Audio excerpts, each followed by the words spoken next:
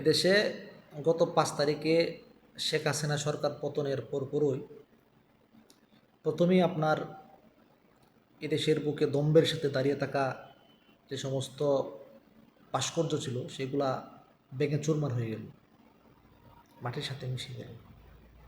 হ্যাঁ, সেই সাথে এদেশের ট্রাফিক সিগন্যালের দায়িত্ব এখন ছাত্র সমাজ পালন করতেছে।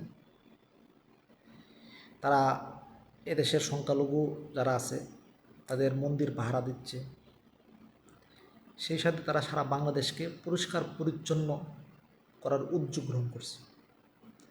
এভাবে তারা আরও নানাবিধ তাদের কার্যক্রম চালিয়ে যাচ্ছে। এখন দেখেন, যারা একসময় রাস্তাঘাট নোংরা করত তারা এখন রাস্তাঘাট পরিষ্কার করতেছে। এই যে পরিবর্তন মানুষের মাঝে আসছে, এটাতে শুধু ছাত্ররা করতেছে তা না, দেশের সাধারণ মানুষও এটার সাথে যুক্ত। এখন কথা হচ্ছে, যারা আগে নোংরা করতো তারা এখন পরিষ্কার করতেছে। কেন? কারণ এখন এই দেশটা আমাদের।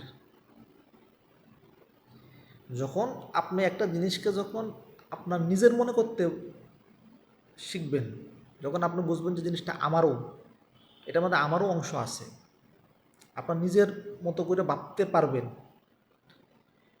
নিজের অধিকারটা প্রতিষ্ঠা করতে পারবেন, তখন কিন্তু এটার প্রতি আপনার মায়া জন্মাবে, ভালোবাসা জন্মাবে, এবং এটার দুঃখে আপনিও দুঃখিত হবেন, এটার সুখে আপনি সুখী হবেন।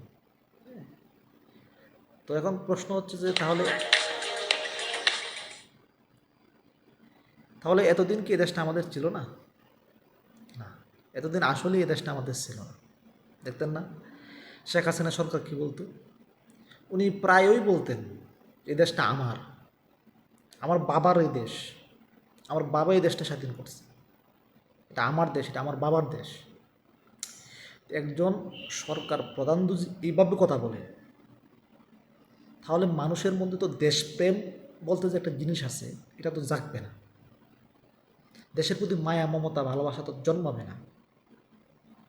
মানুষ যদি তার এই দেশে যদি সে একটা মানুষ যে স্বাধীনভাবে কথা বলতে না পারে, স্বাধীনভাবে চলতে না পারে, এই দেশটাকে নিজের মতো করে ভাবতে না পারে, তাহলে তো দেশপ্রেম তার মধ্যে জাগবে না। তো এইটাই হচ্ছে মূল কথা। এখন মানুষ ভাবতে পারতেছে, এখন সে একটা মানুষ চিন্তা করতে পারে যে এটা আমার দেশ। কারণ যে লোক আমার দেশ করতো, সে তো আর এখন দেশে নাই। সো এখন এই দেশটা আমাদের দেশ। তো আমাদের দেশকে আমরা আমাদের মতো করে গড়ে তুলব, এবং এটার জন্য ছাত্র সমাজ যে অগ্রণী ভূমিকা পালন করতেছে, আশা করি তাদের মধ্য দিয়ে একটা ভালো কিছু আমরা প্রত্যাশা করতেই পারি। ধন্যবাদ।